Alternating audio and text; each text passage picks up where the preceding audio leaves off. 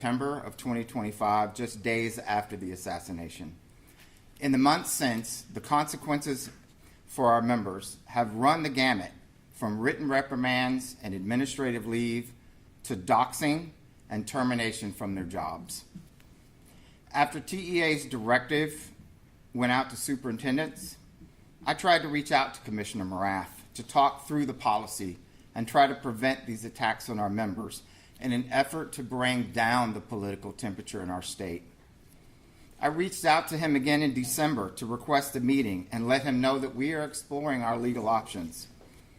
These requests were sent in good faith, and I would have much rather been able to be in a position to sort them out directly. However, not once did we receive a reply from the commissioner, so here we are.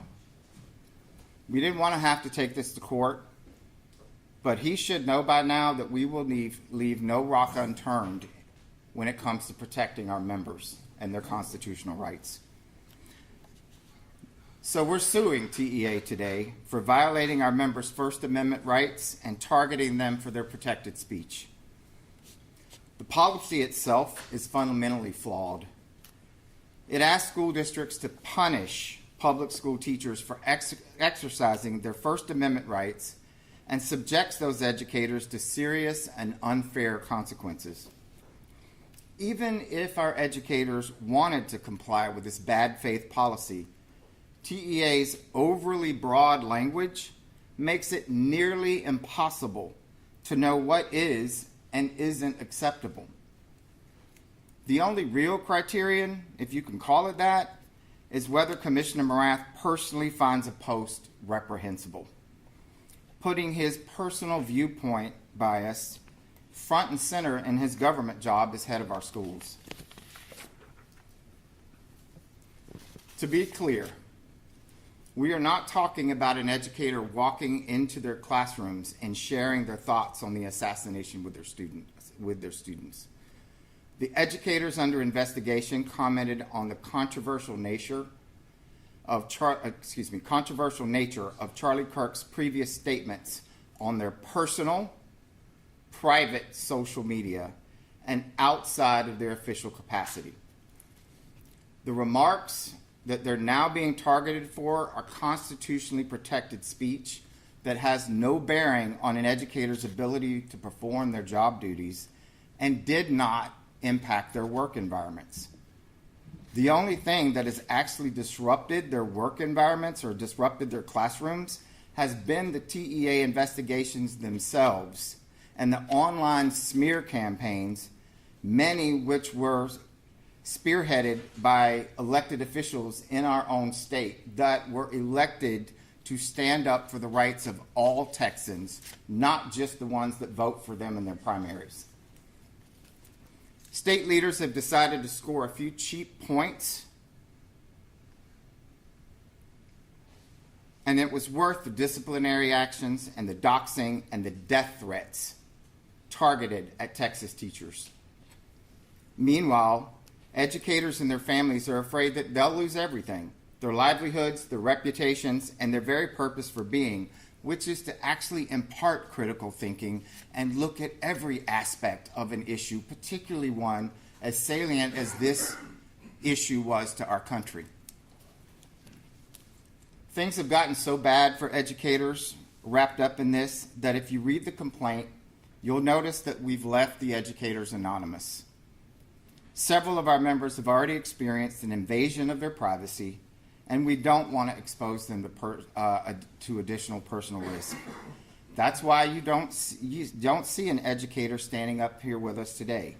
They're focused on their work in the classroom for starters, but some of them are also terrified, and obviously what we proved to point out in court is that they have had their fundamental rights to political speech chilled by this government in the state of Texas. In closing, we filed this lawsuit because educators don't give up their constitutional rights when they take on their first teaching job. And we'll make that case and defend our members in court if that's what it takes. Now I'd like to turn it over to our national affiliate president, Randy Weingarten. Randy. Thank you, sir. So I'm here today. I'm not a Texan, as you all know. I'm a New Yorker. I'm here today to support our members, to support our colleagues in Texas AFT, to support Zeph, and to make sure that teachers around the country know we have their back. What we're doing here today, and I very proudly wear the American flag. I am a patriotic American. I believe in American values, and there is no more fundamental of fundamental rights in our Constitution than the right to express ourselves peacefully and nonviolently. Educators don't lose those rights, those fundamental rights, when they teach in classrooms. In fact, most educators go into teaching because they believe in America and America's fairness and America's goodness and America's democracy. And so educators that day, that heinous day that Kirk was assassinated, they were in their classrooms working like they do every day, devoting their lives to meet the needs of kids. And what they needed from the superintendent was they needed advice and counsel about what you do when the entire world now sees an assassination in a completely age-inappropriate way on every social media channel there is. They needed their superintendent in the state to give some advice and some clarity on how we make kids feel safe the next day, how we help their parents, how we help each other, since it terrorized everyone. And instead, what happened was it got blame and shame and a star chamber. And so at the heart of this case, it is about Mr. Morath's actions and continued actions and the danger that it's doing to an environment of teaching and learning, not just for the more than 300 people who have been investigated, but what it means in terms of how do you teach? How do you deal with issues that are tough, that are hard? And so let me be crystal clear. Speaking for the AFT, both the AFT and Texas AFT denounced political violence. We abhor political violence. We denounced it within minutes. I denounced it within minutes of when I saw it. We denounced Charlie Kirk's assassination. We denounced violence after Uvalde. We denounce violence. We denounce violence after Rob Reiner's death, after Melissa Hortman's death. But today, and what happened in the next few days, wasn't about violence or denouncing violence. It was about muzzling the expression of constitutionally protected nonviolent speech. So the governor of Utah did what so many of us did, but he did it brilliantly. He tried to de-escalate. He tried to bring people together, as he was also doing what they had to do to find the killer, and tried to find a way, like former presidents of the United States that same day, how do we bring people together? How do we denounce this kind of violence? But Ms. Morath instead decided to exploit the tragedy of Mr. Kirk's senseless murder. His actions were, and as you heard from Zeph, who's been trying to meet with him and talk to him about this, his actions were a transparent effort to smear and shame educators. to divide our communities and deny our kids the opportunities to learn and thrive.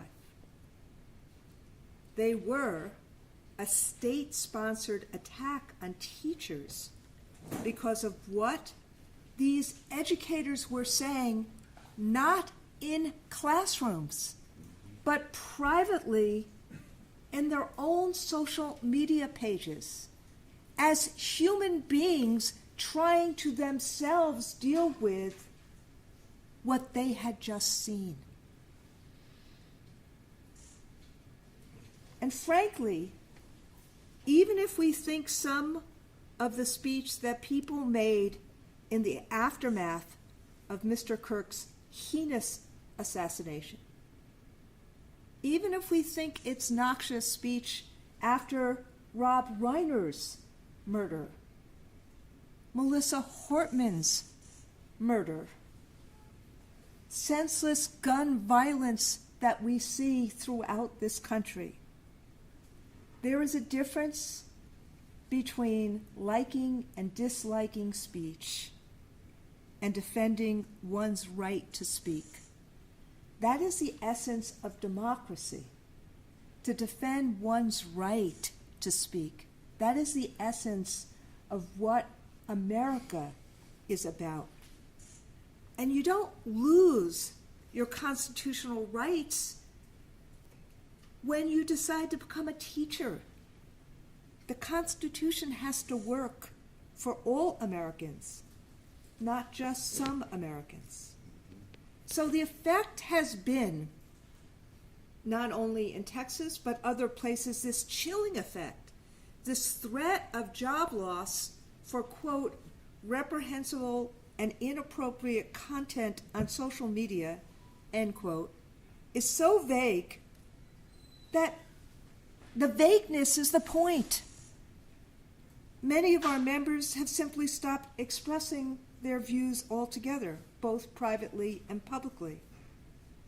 And you already see it, as I've said, that the plaintiffs in this case are anonymous because of fears of invasion of privacy, of doxing, of further retribution.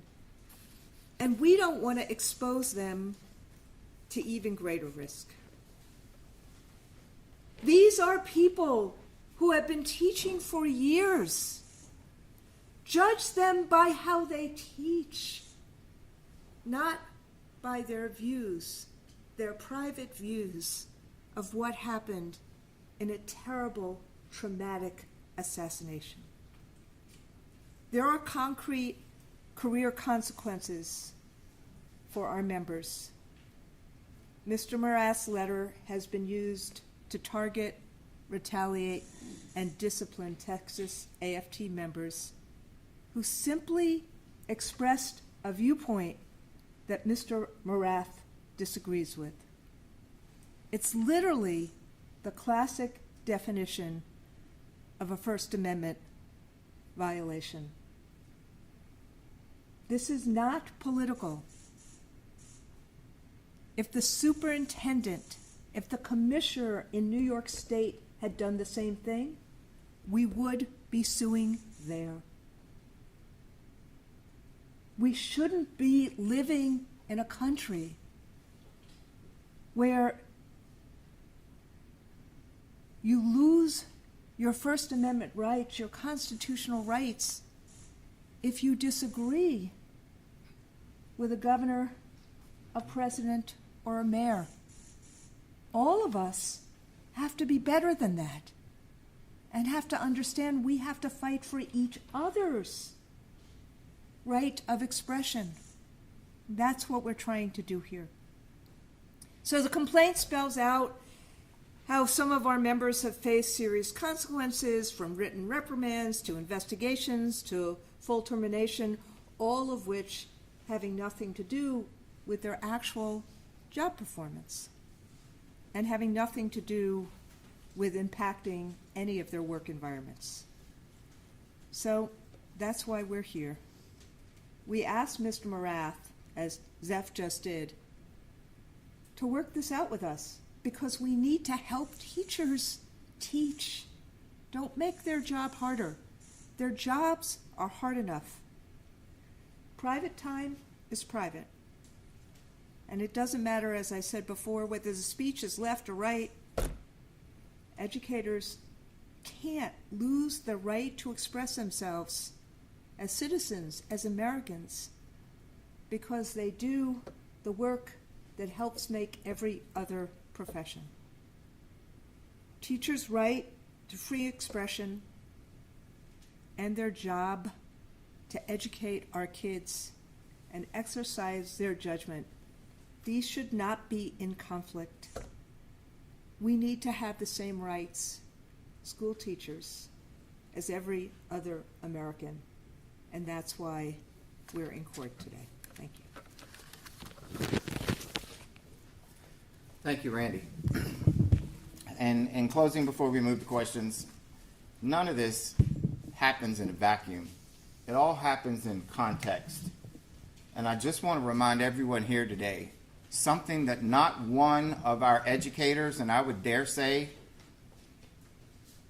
our parents and most of our students, forget every single day that they walk into a school in the state of Texas. They walk into a school in the state that has the most instances of gun violence in our country.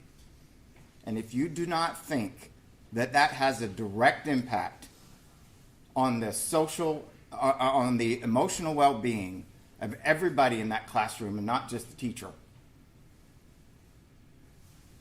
then we have a priority issue that we need to discuss in the state of Texas. All of this time, all of this energy could have been focused on making everyone safer rather than cheap political points that do nothing but make our entire environments worse. That's what educators were thinking about when this happened. And it's what they think about, it's what they thought about when Uvalde happened, it's what they thought about when Santa Fe happened, it's what they thought about when South Dallas happened. And I'm deeply concerned of what they're going to be thinking about and what is going to be the recourse to even feel like they have a voice in what happens to them every day the next time it happens in one of our schools in the state of Texas. Because we've chosen to do no more today than we did after Uvalde, no more today than we did after Santa Fe. Thank you. We'll open it up to questions. I wanted to make sure everybody knows as well, too, you should have received a stamped copy of the full media release in the media, the full lawsuit in the media release that was released. So we'll take questions from the court. I'm Kelly with KXA. I have a question. How does Texas compare, the way that they handle this, how do they compare to other states? So there's two states, there's only two states actually, where state superintendent went out immediately and sent a memo that essentially said, we welcome complaints of reprehensible conduct so that we can fire teachers. I'm paraphrasing, and those states were Florida and Texas. Every other state, and we were in touch with leaders for the next several days because everybody wanted advice about what to do, how to help, as Zeph just said, how to help kids remember those few days. Everybody saw, Charlie Kirk was on a campus answering questions, and he was assassinated. Just think about what happened, those people who remember what happened when JFK was assassinated. People remember it was etched. And lots of teachers and lots of parents were trying to figure out, how do we support our kids? There were a lot of us that were doing things all over. I wrote a memo to the field that night about how to de-escalate. That's what superintendents should be doing. How do we de-escalate? How do we find a way that we bring together American values, that the goodness of people outweigh the bad, How do we deal with people who are traumatized? That's what a lot of leaders were doing.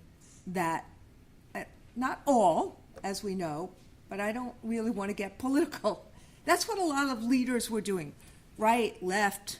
And so over the course of the next few days, we saw pockets of issues where somebody was trying to fire teachers. Even after the vice president had a podcast saying, we'll fire people who said bad things about Charlie Kirk, most superintendents and most school districts basically were like, no, let's get back to business. Let's figure out how we make people feel safe, how we deal with these things. So that's why those two were really outliers. What specifically are you asking the court to do in this matter?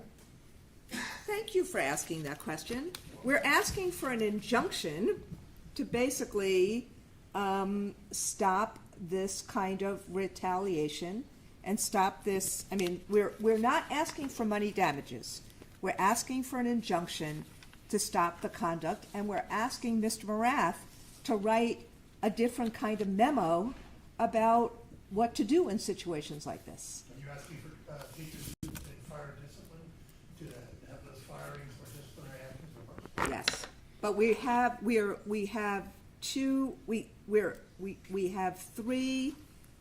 4 people that we have specifically talked about in the complaint, and those 4 people, we're asking for their specific discipline to be reversed, but we're also asking for for this memo to be withdrawn, and for there to be, that you judge teachers' conduct based upon their work in classrooms. Part of the reason why this is so important is it's not just one set of investigations that our members are having to go through. Their employers at the school district level are conducting their own individual investigations, and there's a level of uncertainty. Even if you were cleared at the school district level, there's a level of uncertainty as to whether you're going to be able to maintain a job based on what the state is doing, because what the state holds power over is their certification. And if their certification is impacted via suspension or revocation, then they're automatically losing their job, regardless of what their own district found at their own level.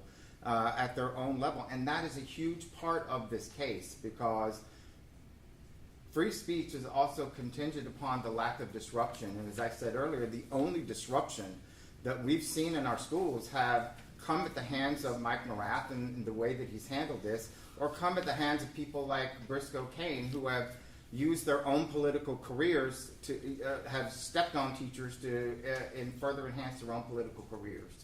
That's part of why we're asking that anything that comes out in an injunction, for anything that comes out of these investigations, to not be able to be used, because the state has the authority to send that information over to the State Board of Educator Certification, where they can then take action, reopening this entire saga for people who thought they had this closed months ago.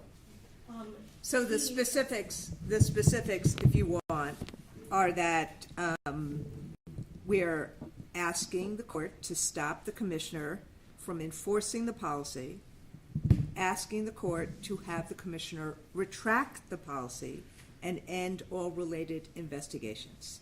And we're also asking for a new letter to superintendents clarifying that the TEA does not mandate such actions. Sorry. What's happening to educators who are still under investigation right now? So that depends. Primarily right now, it depends on what's happening at their local level with their districts. Some of them have been returned to classrooms. Some of them are still waiting in temporary reassignments until their investigations are cleared. Some of them have been provided reprimands that say you violated our policy, even though that they were on their own private page, on their own private time, but they've been put back to work at that level. They're not necessarily done, however, because as we heard the commissioner talk about, the 350 cases that were turned in as complaints has been sifted down to roughly half of them that they're doing further investigation on. Those are the ones that we're unsure about, because an ongoing investigation is not going to get reported out to all of us in the way that it should. So that's why we're taking this action now before it gets to that place, now that we have factual evidence that these types of incidents are taking place with some educators across the state. We know that there are more out there, and we suspect after this press conference we'll probably be having more educators across the state asking to sign on and be part of this lawsuit. There are 4 of your members are in the lawsuit. Do you have an estimate of how many of your members are impacted either at the district level or at state investigations? I mean, it's really hard to tell, because one, if nothing has been said to an individual, they don't want to speak up about it. The ones that have contacted us are in the tens, I would say anywhere between 50 and 100 individuals that have contacted us based on some level of engagement or involvement to either seek advice or seek support in how they're dealing with things at the school level. Despite what the commissioner's office did, probably at behest of the governor, most of the cases, many of those cases, did result in they're not finding that they did anything wrong, but to almost a T, every single one of them were told that they were required to report the incident to the Texas Education Agency. So many of them did get cleared at their local level, but they still have a level of uncertainty until the state cases are completely adjudicated or completely processed through. They don't know what could happen next. Litigation can sometimes take a long time, and the TEA has said that there are 95 complaints that remain open. If all of those complaints are clear, what does that do to your lawsuit? Do y'all still ask the state to reverse this policy? Yes, absolutely. One, because first of all, this shouldn't have happened this way, and I hope it's a lesson that every Texan leaves out of this, and particularly our government, that there's got to be a better way to address and deal with this issue than the way we dealt with it in the state of Texas. 2, we know that part of those 95 cases, people have already had actions taken against them. Being terminated, getting a letter of reprimand that could then be the basis of further disciplinary action in the future. So what we would want to make sure is these individuals are held harmless. If there's something else that comes up in the future, this isn't used against them in some way unfairly, as a snowball, because that's what happens in school districts. Unfortunately, without a court order or without some official signed off piece of paper that says otherwise, every single thing that happens to our members in schools have the potential to come up 10, 15, 20 years later. And right now, you know that there's 95 cases left in the aftermath of us filing this lawsuit. Yeah. Before that, they would not even tell us what was left or not left. So the transparency is never there, which is part of the reason that we had to be, we were forced to file a lawsuit. Our state federation president has asked the commissioner several times to work things out on this, because teachers, to the point of that, the last questioners, teachers are scared. We need to respect teachers. They hold our future, and they're scared. Things happen every day in America. Their kids are asking them questions. That we're talking about private conduct. We're talking about what happened on their Facebook pages. We're not talking about what they did in classrooms. But teachers right now, if something happens in America, they don't know what they can or can't say. You don't want to put anybody in that situation. You want teachers to have the confidence to use good judgment, to be able to actually help answer students' questions. And what's happening right now is this long arm of the state pulled out private social media. where somebody might have said, why are we not having the same kind of conversation about what happened at Uvalde? I mean, this is what we're talking about here. And so that's, so they have this hanging over their head for what could be forever. That's why we're asking for the policy to be rescinded. And for everyone who's been involved in this, there's an issue in conduct in classrooms. That's one thing. This is private conduct. Can you put a finer point on private social media?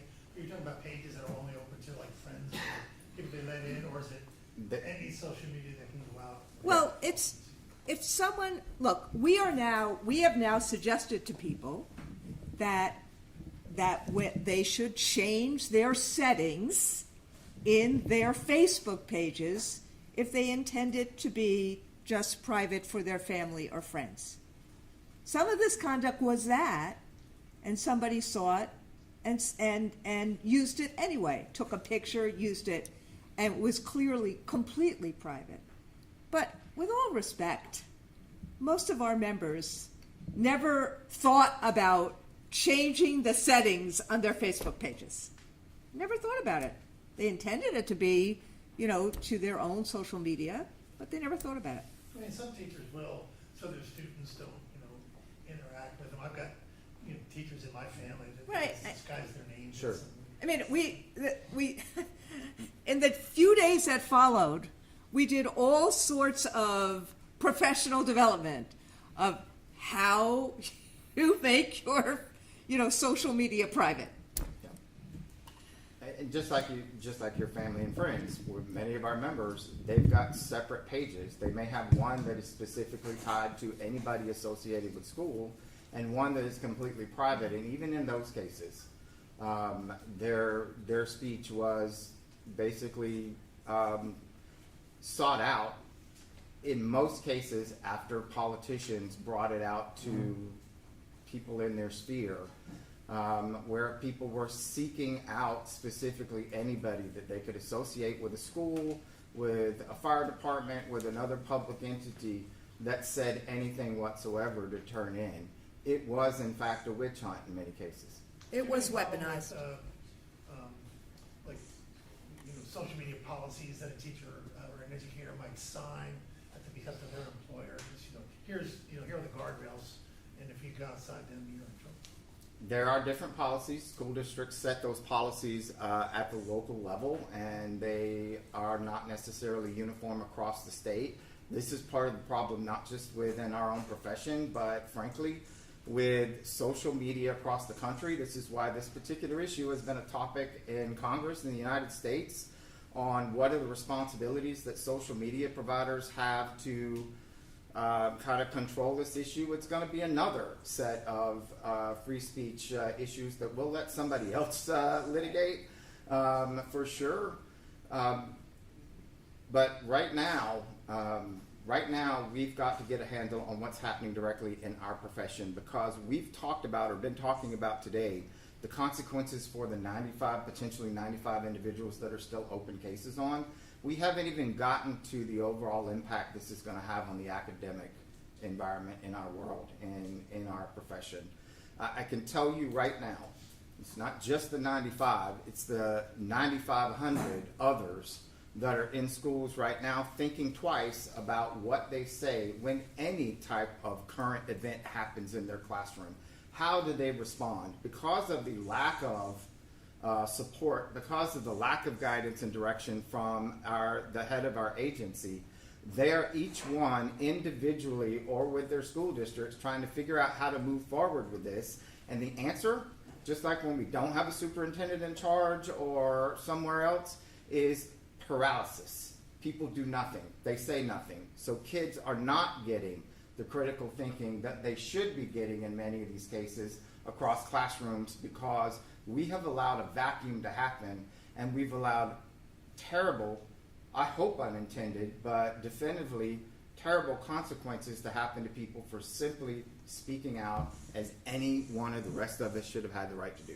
Last question and any closing. We have, let me just say, we have a case in New Hampshire that's on exactly the issue that Zeph just said, which we have won. It's now on appeal. That, you know, where you had a New Hampshire school superintendent who created a snitch line for if they didn't like what social studies teachers were saying in classrooms. And the court struck it down, saying that the state standards say you have to teach all aspects of an issue. You have to help kids learn critical thinking. Sorry, I'm putting my social studies teacher hat on. And yet, the divisive concept law that was passed was in direct conflict that basically said you can't teach divisive conflicts. You can't teach divisive topics. So literally everything in current events in social studies these days is divisive. And so it left teachers saying, we have no idea what to do. We have to teach critical thinking. We have to get kids to understand how to understand a topic, how to look at it from various different angles. And so that case we have going on in the federal courts in New Hampshire. That's different than this case. This case is about I want to be really clear. We're not talking about, we would like to talk about it, but we're not talking about in this case what happened in classrooms. We're talking about school teachers when they were not in classrooms, in private, on their own social media, commenting on a matter that everyone in the country and the world saw, and they don't lose their rights to do that because they teach. Yep.